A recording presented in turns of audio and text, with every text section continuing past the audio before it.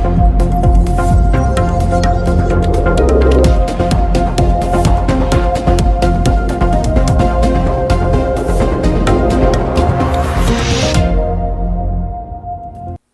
لوی او بخونکي خدای تعالی په نامه عزتمندو لیدونکو د دې ګړۍ خبرونو ته ښه راغلاست. بشپړ خبرونه.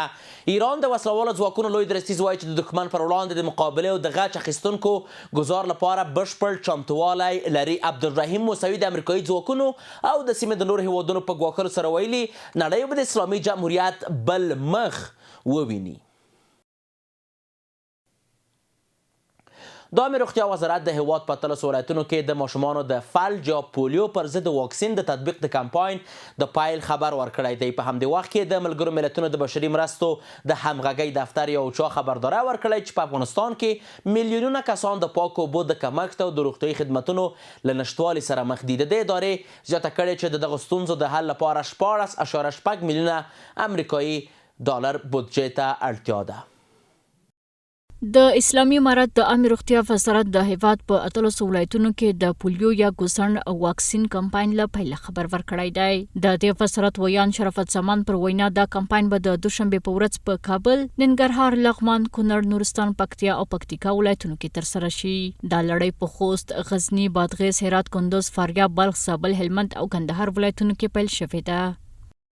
نن د دوشنبه ورځ د 1404 هجري شمسي کال د دلوي د میاشتې 14 نیټه چې 2016 میلادي کال د فبروري د میاشتې له 2 نیټې سره سمون خوري د هیواد په 13 ولایتونو کې د پولیو د واکسین فري کمپاین پیل شو. دا کمپاین چې 4 ورځې به ادامه ولري په جریان کې به د 1.3 میلیونه په شاوخوا کې هغه ماشومان چې له 15 کلونو څخه عمرونه کم وي د پولیو واکسینونو ته تطبیق شي. د دې لپاره چې دغه کمپاین ښه تطبیق شي د فاریاب او بادغیس په 2 ولسوالیو کې به پر روانه ونې کې د 9 نیټې څخه تر 12 نیټې پورې دغه واکسین تطبیق شي. د عامه روغتیا وزارت د ویان پر وینا دا کمپاین په هیواد کې د پولیو یا ګوسڼ د له منځه وړلو لپاره پیل شوی دی. په ورته مهال کې د ملګرو ملتونو د بشري چارو د همغږۍ دفتر یا اوچا اعلان کړی چې په افغانستان کې په میلیونونو وګړي د اوبو او حفظ الصحې له کړکېچ سره مخ دي او بیړنۍ مرستې ته اړتیا لري. سازمان راپور ورکړی چې د افغانستان 80% نفوس د وچکالۍ او د اوبو کمښت سره مخ دی. 32% د اوبو لپاره په ناامنه سرچینو تکیه کوي او 18% د څښاک کافي اوبه نه لري. اوچا دغه راز زیاته کړې چې تر 2026 کال پورې به اټکل کېږي چې 15.9 میلیونه وګړي به د خوندي اوبو او حفظ الصحې چمتو کولو لپاره مرستې ته اړتیا ولري. د راپور له مخې له دې خلکو 7.8 میلیونه د مرستې پروګرامونو اصلي موخه دي او د دې اړتیاو د پوره کولو لپاره 1.3 میلیونه ډالرو ته اړتیا ده. راپورونه ښایي چې اوبو او حفظ الصحې ته د لاسرسي ناوړه وضعیت د خلکو په تیره د ماشومانو او میرمنو روغتیا او ژوند له ګواښ سره مخ کوي او بیړني اقدام او زیاتو سرچینو ته اړتیا لري. فعلا مشکلات آب و بهداشت و صحت که ما در افغانستان مواجه هستیم، علت اصلی ازی ای است که امی بخش ها را سازمان های بین المللی مانند سازمان ملل متحد، سازمان صحی جهان و اوچا اینا را سیاسی ساختن. این کمک ها نه به دولت میرسه و نه به امارت اسلامی میرسه، بلکه این کمک ها به مردم بیچاره و ستمدیده افغانستان میرسه. اما این کمک ها را قطع کردن یا محدود ساختن و یا که شرایطش خراب ساختن. ملګرو ملتونو دا خبرداری هم ورکړی چې د څښاک د پاکو اوبو د حفظ الصحې د مناسبو اسانتیاو نشتوالی کولی شي د ناروغیو خپرېدل او په افغانستان کې د ژوند د کیفیت ټیټوالي په ګډون اوږدمهاله پایلې ولري. د بدخشان د کرنې اوبو لګولو مالدارۍ ریاست وایي چې د کورنیو تولیداتو د ساتنې په موخه د دې ولایت په مرکز فیض آباد ښار کې پر 115 جریبه ځمکه یو معیاري سړکونه جوړیږي. په بدخشان کې د معیاري سړکونو نشتوالی هر کال د کرنیزو محصولاتو په ځانګړي توګه د تازه میوو د یوې لویې برخې د خرابېدو لامل شوی دی. دغه ستونزه نه یوازې بزګرانو ته زیان رسولی بلکې بازار کې یې د میوو بیه هم لوړه کړې ده. خو اوس د بدخشان د کرنې، اوبو لګولو او مالدارۍ ریاست چارواکي وایي چې د کورنیو محصولاتو د ضایع کېدو د مخنیوي او د میوو په سمه توګه ساتلو لپاره په فیض آباد ښار کې به یوه معیاري سړکونه جوړه شي. در ولایت بدخشان 1000 جریب زمین با منظور احداث سردخانه های معیاری البته در نظر است که زمین ها شناسایی و تثبیت شود. بعد از اینکه زمین ها شناسایی تثبیت شد میشه که در قسمت احداث سردخانه ها باز اقدام صورت بگیرد. همچنان به اساس هدایت محترم مولوی امان الله حسن رئیس وزارت که اینا بیشتر تلاش دارن که تا زودتر این زمین ها البته شناسایی و آماده شوند تا اینکه در قسمت سردخانه های معیاری اقدام صورت بگیره. په ورته وخت کې د بدخشان اوسیدونکي د دې سړې خونې د جوړولو هرکلی کوي او وایي چې د دې جوړولو سره به د دوی حاصلات د اوږدې مودې لپاره وساتل شي او د بیو د راټیټېدو مخه به ونیول شي. خودتون گفتین سردخانه در کل در تمام ولایت‌ها لازم است، بخاطر که خوبیتش از این است که ما با جایی که بریم از میوات خارجی استفاده کنیم بهتر است که از میوات داخلی خودمون استفاده کنیم. شکر الحمدلله کل ولایت‌های ما خودکفا است، میتونه که همون نیاز جامعه خود برآورده کنه از نیاز میوه، چه از شفتالو باشه انگور باشه آنچه که نیاز باشه میتونن که برآورده کنن. له بلې خوا د فیض آباد ښار یو شمېر هټیوال هم د دې سړې خونې له جوړولو خوښ دي او وایي چې د دې په فعالولو سره به له نورو ولایتونو د میوو واردولو اړتیا کمه شي او د بدخشان محصولات به د بازار اړتیاوې پوره کړي. والا واقعا جای خرسندی است. کلاگی خوش میشه دیگه یک ضرورتی کلاگی مردم است. انشالله مشکلی مردم حل میشه. از نگاه میوه بسیار تر تازه نگاه میشه دیگه. این با فایده تمام اگیست خدا کنه که کار دیگه عملی شوه. دا په داسې حال کې ده چې په تیر کلونو کې د بدخشان حاصلات د معیاري سړو خونو د نشتوالي له امله له منځه تللې چې د ولایت په بازارونو کې د میوو بیه یې لوړه کړې وه.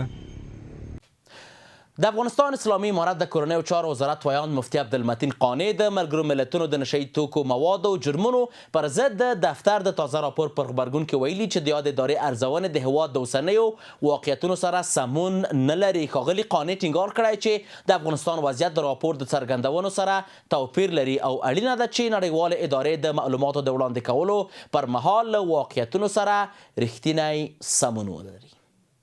در رابطه با گزارش اخیر دفتر مبارزه با مواد مخدر و جرایم سازمان ملل متحد، سروی نشر شده از سوی دفتر متذکره بیش از یک سال پیش از راه اندازی آن شده و از لحاظ زمانی و مکانی با واقعیت‌های فعلی افغانستان همخوانی کامل ندارد، چون در شمار محدودی از مراکز و ولسوالی‌ها صورت گرفته و نمیتواند تصویر جامع از وضعیت کنونی کشور ارائه نماید.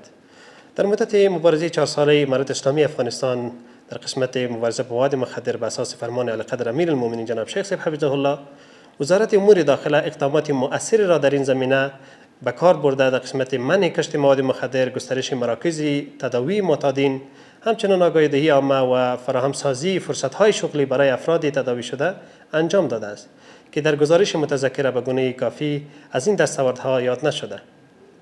با آنکه این اقدامات نتایج ملموسی داشته، اما بحران اعتیاد که میراث سالهای جنگ و فقر مخصوصا اشغال نیازمند همکاری‌ها و حمایت عملی نهادهای بین‌المللی میباشد که در این زمینه همکاری عملی صورت نگرفته و همه مصارف از امکانات دسترسی امارت اسلامی افغانستان استفاده شده. با وجود اقرار دفتر مبارزه با مواد مخدر و جرایم سازمان ملل متحد از کاهش 95% مواد مخدر در افغانستان، در قسمت استفاده حداکثری چرس باید گفت که کشت آن در افغانستان به صفر رسیده و ذخایری که از قبل وجود داشته اکنون به اتمام رسیده و قابل ذکر می‌دانیم که چرس و مواد مخدر سنتی از کشورهای همسایه و خارج به داخل افغانستان قاچاق می شود که در قسمت جلوگیری از آن هم گام‌های عملی مؤثر صورت گرفته. د بغلان ولایت د کرنې اوبو لګولو مالدارۍ ریاست خبر ورکړی چې په روان کال کې په دې ولایت کې نږدې 10 ټنه خالص شات تولید شوي دي. د یاد ریاست د مسؤلینو په وینا دغه اندازه شات د 10 ولسوالیو په کچه د 6 د شاتو مچو د فارمونو د فعالیت پایله ده او بازارونو ته عرضه شوي دي. د بغلان د شاتو تولیدونکي سره له دې چې د اقلیمي بدلونونو له امله له یو شمېر ستونزو سره مخ دي، خو د روان کال د حاصلاتو له کچې خوښي څرګندوي. په روان کال کې د بغلان د شاتو له فارمونو څخه لسګونه ټنه با کیفیته شات راټول شوي دي.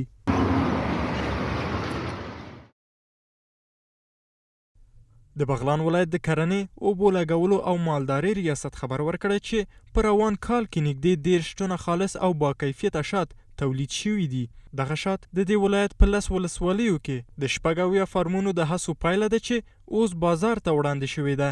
د چارواکو پر وینا د بغلان مناسب اقلیمي شرایط د مچیو پالنې او ودې لپاره مناسب چاپیریال برابر کړی ده او دا سکتور توانېدلی چې نږدې له 200 تر 800 کسانو ته کاري فرصتونه رامنځته کړي.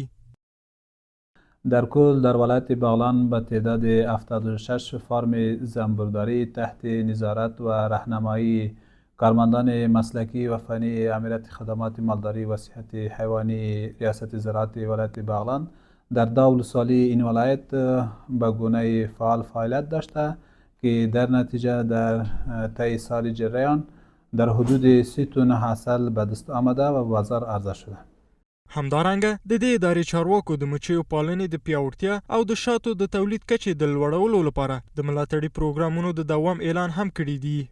ریاست زراعت آبیاری و مالداری ولایت بغلان غرض حمایت فارمداران کوشش می نماید در آینده ها کمک ها مالی و همچنان همکاری های مسلکی و راهنمایی ها را برایشان نماید و خود شاتو مچی پالونکي د اقلیمي بدلون له اغیزو سره هم سږکال د شاتو له حاصلاتو خوښ دي او د دې مسلک لپاره روښانه راتلونکي ویني. دوی د شاتو د تجهیزاتو چمتو کولو او بازار موندنې ته د حکومت د لا زیاتې پاملرنې غوښتنه کوي. ما خواستمون از دولت ما این هست که زنبوردارا را حمایت بکنن، سپورت بکنن تا بتوانند محصولات وطن خود را گسترش بدهند. اگر به ما حمایت شوه، ما را دولت سپورت بکنه، ما میتونیم عسل خود را به کشورهای مختلف ببریم، چرا که عسل افغانستان بسیار یک عسل با کیفیت و خوبی هست. استفاده تولیدات خود ما از هر نگاه به خود ما شما فایده داره، به خاطر از اینکه اگر ما از تولیدات خارجی استفاده کنیم هم در استفاده زیادی از هم نرخ از بالا میره، سبا مردم هم دو عادت میکنه. یکی ما به تولیدات خود عادت کنیم هم فایده به مردم خود ماست، کسی که فروش میکنه، کسی که تولید میکنه فایدهش هم به وا میرسه. شات د طبیعت د خواږه شربت نن ورځ د بغلان د ارزښتناکو کرنیزو لاسته راوړنو څخه ګرځېدلی ده. د دې ولایت د کرنې اوبو لګولو او مالدارۍ ریاست چارواکي ټینګار کوي چې د مچیو پالنې د فارمونو پراخول او د کورنۍ او تولیداتو پیاوړتیا هڅې به په ډېر جدي توګه دوام ومومي. د تخار د عامه روغتیا ریاست پر 150 کسانو کمپل ویشلي دي. دغو مرستو د ترلاسه کوونکو د خوښۍ څرګندونه کړې او د لا زیاتو مرستو غوښتنه کړې ده. د تخار د عامه روغتیا د مسؤلینو په وینا دا اقدام د اړمنو کسانو د وضعیت د ښه والي په موخه ترسره شوی دی. د تخار د عامه روغتیا ریاست 150 کسانو ته کمپلې ویشلې دي. د تاشګذر کلي د قلبرس سیمې خلکو د مرستو په ترلاسه کولو خوښي څرګنده کړه. د روغتیا سکتور ته د لا زیاتې پاملرنې غوښتنه وکړه او له چارواکو غوښتل چې په سیمه کې د کلینیکونو او روغتیايي خدماتو وضعیت ښه کړي. دوی ټینګار وکړ چې د خوړو او اړینو مرستو سربیره د روغتیايي مرکزونو جوړولو او تجهیز کولو ته پاملرنه خورا مهمه ده.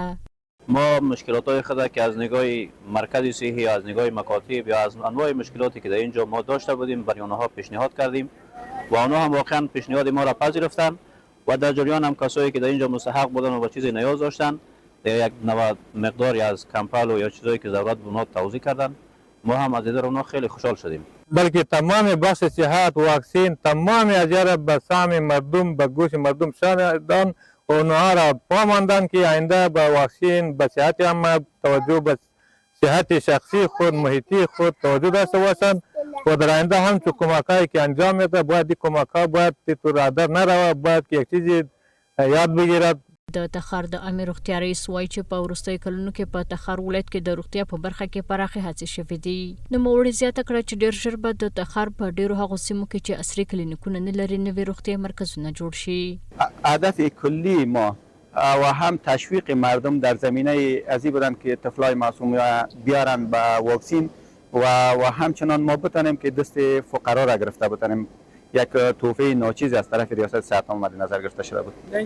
شما شاهد هستین که تیم همکارایی که ما همراه ما آمده بودن اینا برای مردم یک راهنمایی صورت گرفت در مورد حفظ صحه شخصیشان. البته مردم تقاضایشان بود که چون که دیگه که وضاحتشان بسیار دور است، اینا تقاضا داشتن که یک باب کلینیک اگه به ما مردم امار شد یا منظور شد و ما هم برش وعده سپردیم که اینا اساس تمام بیارزش خودشون ان شاء الله در میان قریب کوشش خود میکنیم که یک کلینیک برای ازیا بسازیم و د تاشګذر کلي د قلبرس سیمې خلک د راتلونکي په اړه هیلهمند دي. وایي که روغتیا سکتور ته زیاته پاملرنه او پانګونه وشي نو د دوی روغتیایي ستونزې به کمې شي او د روغتیا ټولنې له پلوه به یې ژوند ښه شي. عزتمندو لیدونکو د 8 بجو خبري ټولګه پر همدې ځای پای ته ورسېده. تر بیا کتو په الله پاک مو سپارم. ښه شپه ولرئ.